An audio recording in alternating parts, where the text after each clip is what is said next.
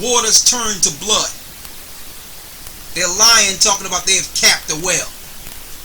Then they lied, making people in the United States think that it's the British Petroleum's fault and BP's fault. And we found out from people in Britain, in Europe, that the majority of the shares owned on BP is owned by American companies. So they're passing the buck over to making people mad at British Petroleum to pass the buck. And really, British Petroleum is a predominantly owned American company. Then you get Barack Obama on TV, on the news, claiming that he's going to make a stand against these Brits. He's going to make a stand against Great Britain. When Halliburton and all those companies own the shares. Okay? So what's going on now?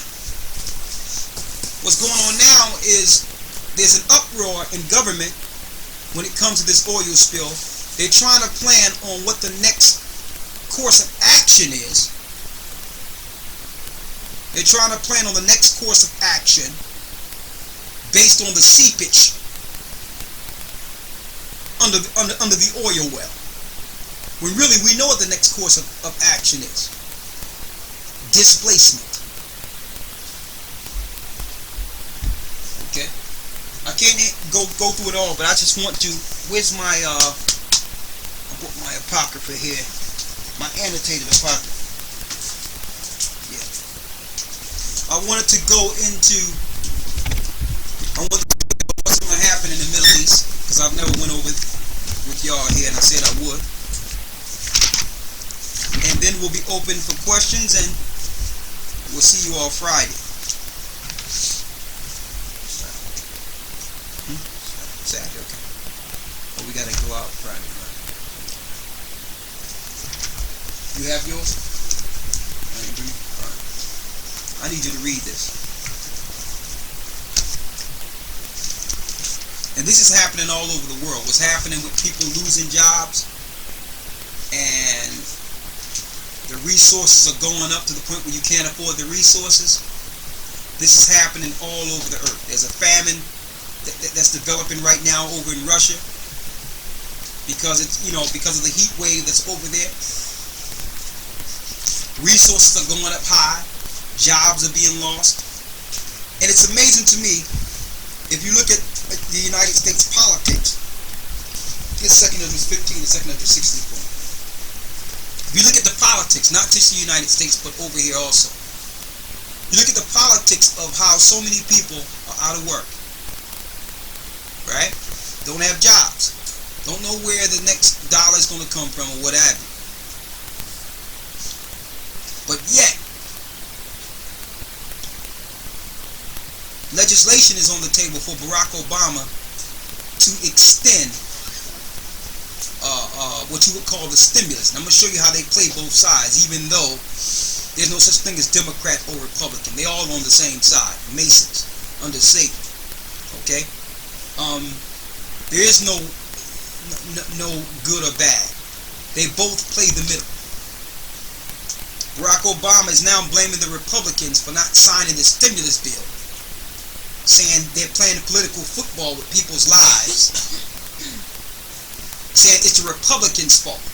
Okay, let's make it clear, Barack Obama. You can't get the Republicans to sign on to any legislation to help the people. But all the bills are voted on almost 100% when it comes to securing and detaining the people and destroying the people. The Republicans and Democrats can get together to sign a bill to take rights away, in which you can't speak. You can't do this because of terrorism. You can't do that because of terrorism. They're together. There's no gridlock there. There's no gridlock. The Republicans and Democrats can agree to sign all these different bills to bring the governors together under a FEMA emergency, to bring all organizations together, state, federal, and local, in an emergency, All these things can happen. Y'all can get together and be 100% there. But when it comes to finding money that can help these people that are out of work, the Republicans are trying to stop him from passing a bill. When they sign all the other bills you put out throughout your administration that will eventually oppress the people, including the health care bill. Where's the gridlock there? You see how they play with people's minds to make people think, well, it's the Republicans, it's the Democrats, when really it's an attack on the people. It's what the Bible calls Jacob's trouble. And see, we need to get out of this thing following what the media is telling us about this middle class thing. They're trying to eradicate the middle class. No, they're trying to eradicate the children of Israel. Don't try to put out some middle class, or you still muddy in the waters. What people can't afford to live right now? The poor. If they're doing this to the middle class, then what happens to the poor? Right? Now, let's go to 2nd Ezra.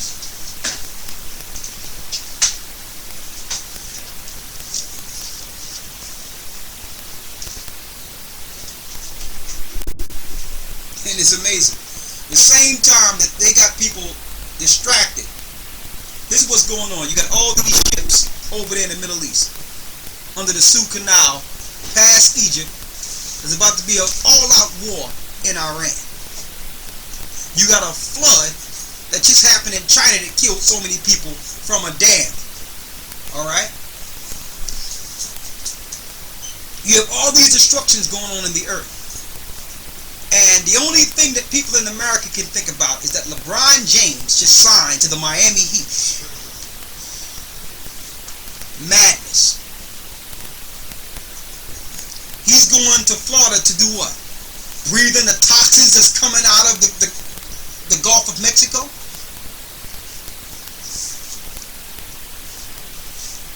I need you to get this here to show you what's happening here. Which says victuals shall be cheap.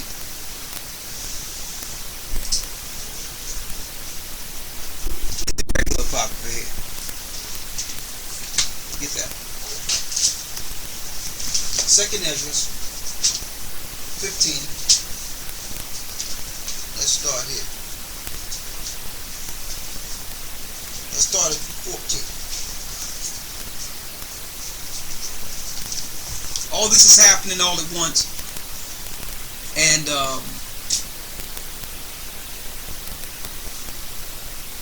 let me read this, because I want to say this. While we were in the conference, you had the one person that was alarmed and said, well, listen, you know, we've been listening for a while, but this one person said that, you know, they don't want to walk around paranoid based on the information. So they, you know, they'd rather feel that everything is okay. But even if we don't do anything, even if we just stand still and not do anything at all, the prophecies will still affect us one way or the other. There's nothing we can't get around it. Period. So I want to go into this. I said I would go into this, and then we can save it. We can answer a few questions. To show you some of the times, I need you to go to 2nd Ezra 15. What verse you at there?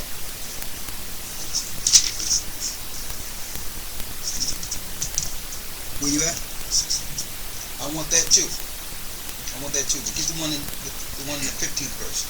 Read it. 2nd Ezra, chapter 15, verse 14. 2nd Ezra in your apocrypha. 15 and 14. Woe to the world and them that dwell therein, for the sword and their destruction draweth nigh. The Lord says, woe to the world and those that live in the world, because destruction is near. Now, that's not a bad thing for the children of Israel. That's not a bad thing. Because the children of Israel, we must go through Jacob's trouble to get our kingdom. The Lord says, woe to the world. And the only reason you will feel a certain type of way would be if you are attached to this world and feel that you need this world to continue. You cannot have two worlds that rule at the same time. In order for Christ's kingdom to stand, this world must fall. Read. Verse 15. For the sword and their destruction draweth nigh, and one people shall stand up to fight against another. One people shall stand up to fight against another. The media, like I said last week, is fueling